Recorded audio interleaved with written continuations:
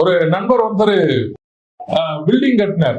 கட்டும்போது அவர் கூட இருந்தவர் 2 அடி எக்ஸ்ட்ராவா கட்டணும் அப்படின்னு சொல்லி அவர் கூட இருந்தவர் சொன்னாரு.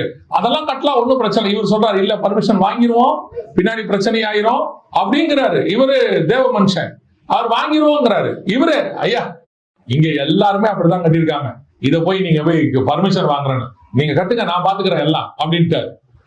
அப்புறம் கட்டியாச்சு. திடீர்னு கவர்மெண்ட்ல இருந்து நோட்டீஸ் வந்துருச்சு.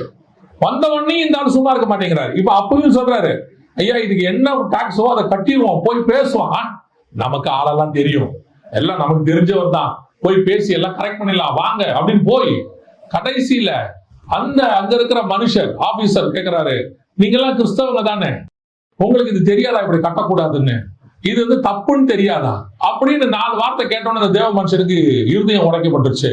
அவர் சொன்னாரு, எனக்கு 48 மணி நேரம் டைம் கொடுங்க, நான் இடிச்சிருப்பேன். இவரு அப்பவும் இந்த ஆள் வந்து, நீங்க எதுக்கு இடிக்கிறீங்க ஒத்துக்கிட்டீங்க, இதை விட மேலான ஆபீசர் ஒருத்தரை பார்க்கலாம். இவர் சொன்னாரு, மரியாதையா ஓடி போயிரு, அப்படியே சொல்லியிருக்காரு, மரியாதையா ஓடி போயிரு. நான் கட்ட ஆரம்பிக்கும் போதே சொன்னேன் இது தப்பு வேணான்னு, நீ தான் என் புத்தியை வந்து மங்க பண்ணின, இப்ப என்னை கொண்டு வந்து அவமானப்படுத்துற அளவுக்கு நிறுத்திட்டார். 48 மணி நேரத்துல அந்த கட்டடத்தை அந்த மனுஷன் இடிச்சிட்டார். எதுக்கு சொல்றேன், நற்செய்தி சொல்ற மாதிரியே துர்ச்செய்தி சொல்ற கூட்டம் ஒண்ணு இருக்கு, துர்ச்செய்தி சொல்ற கூட்டம் நேரடியா ஒண்ணு இருக்கு. நீங்கள் அதற்கு காரணம் என்ன, உங்கள் நம்பிக்கை மனுஷன் பேர்ல இருப்பது. உங்களுக்கு முன்பாக நீங்கள் கர்த்தரை அனுப்பவில்லை, கர்த்தரை நம்பல. பல நேரங்களிலே இந்த மிஸ்டேக்க ஆவிக்குரியவர்கள் கிறிஸ்தவர்கள் செய்கிறார்கள். உங்களுக்கு முன்னாடி யார் போறான்னு பாருங்க, யார அனுப்புறீங்கன்னு பாருங்க. இதுவரைக்கும் நடத்தி கொண்டு வந்த தேவன் இனிமேல் நடத்த மாட்டாரா? இதுவரைக்கும் தேவனை நம்பித்தானே எல்லாம் செஞ்சீங்க, இப்ப மட்டும் என்ன திடீர்னு ஞானம் வந்துருச்சு?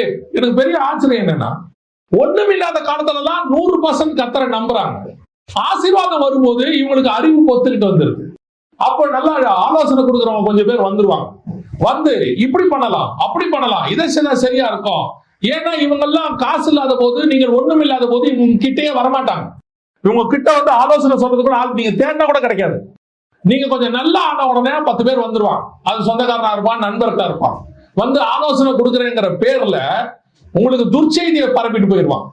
அதாவது டைரக்டா துர்ச்செய்தியும் சொல்லுவான். சில நேரத்துல என்ன பண்ணுவாங்கன்னு கேட்டீங்கன்னா, துர்ச்செய்தியை நற்செய்தி மாதிரி சொல்லுவாங்க. சில இடங்கள்ல கர்த்தர் உங்களை செய்ய சொல்வார், இந்த இடத்துல போ, இப்படி பண்ணு அப்படிம்பாரு. இவன் சொல்லுவான், வேண்டாம் பண்ணிடாதீங்க, அங்க போய் அங்க நீங்க இடம் வாங்குறீங்க, அந்த இடத்துல போய் யாராவது வாங்குவாங்களா, அது ஊருக்கு வெளியே, அது ஒரு பிரயோஜனம் இல்லைன்னு கர்த்தர் சொல்வாரு, நீ போ நான் செய்யறேன் பார்.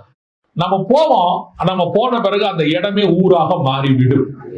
ஏன்னா ஃபியூச்சர் தெரிஞ்சது ஆண்டவர் தான். பாருங்களேன், நீங்க மனுஷனை முன்பாக அனுப்புவதனுடைய விளைவு என்ன? பல நேரங்களிலே துர்ச்செய்தி பரப்புகிறார்கள்.